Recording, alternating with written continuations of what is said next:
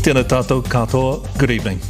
After providing daily news for almost 35 years, 3 looks set to lose NewsHub Live at 6 and its all associated news programs, including its online news platform.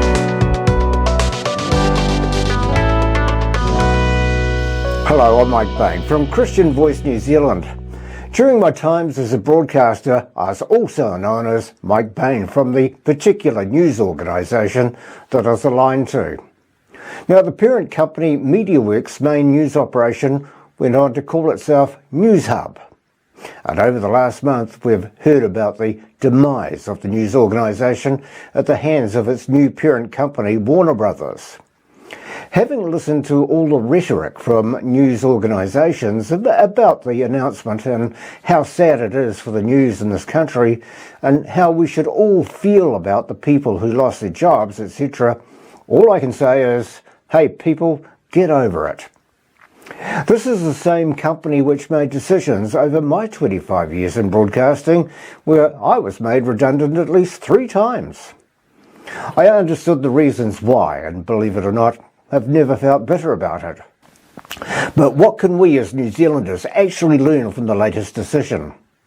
Now, there are many each and every one can take from it. The most obvious one I'm hearing is the term go woke, go broke. But the issue here is New Zealand were financially broke before they went woke. Criticised by many that Warner Brothers, who are the parent company of Discovery, which added MediaWorks and NewsHub to its portfolio, only saw a red line on the balance sheet. It didn't see or even know or even care about the company's history and how it fought the mighty Goliath of state-owned Television New Zealand. It was also unaware of the struggles and the government's bailouts it had over the decades since going to air. Hey, but in the cold light of day, Warner Brothers looked at an expense on their balance sheet and acted decisively to remove it. And there's nothing you, the staff, or even the government can do. End of.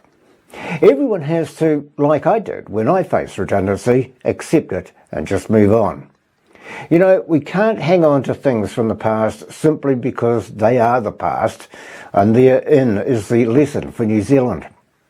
As a nation, we've been hanging on to the past for too long. And as a nation, it's just weighing us down. If New Zealand were to fall into the hands of, say, another country, would they give one jot about New Zealand's past as grievances? It would only be interested in the reason it took over, just like Discovery and Warner Brothers did. We accept it from business, but when it comes to our nation, we want to hold on and prevent it from moving forward. My message today, well, it is a blunt one. And it revolves around a woman whose name isn't even mentioned in the Bible, but her fate is well known to believers and non-believers. In the Bible account in Genesis, we can read about the escape from Sodom and Gomorrah of Lot and his family as it was being destroyed. Told by those aiding the escape to look forward and not look back. Lot's wife did exactly that. I told you she didn't have a name. She looked at what she was leaving behind.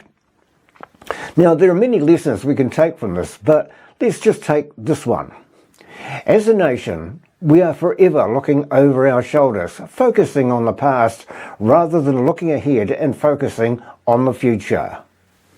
Warner Brothers looked at the red entry on their balance sheet and didn't like what they saw. God likewise looked at Sodom and Gomorrah, and he didn't like what he saw either. Successive owners of NewsHub, aided by the government, have attempted to reconcile the losses, but finally accepted to move on.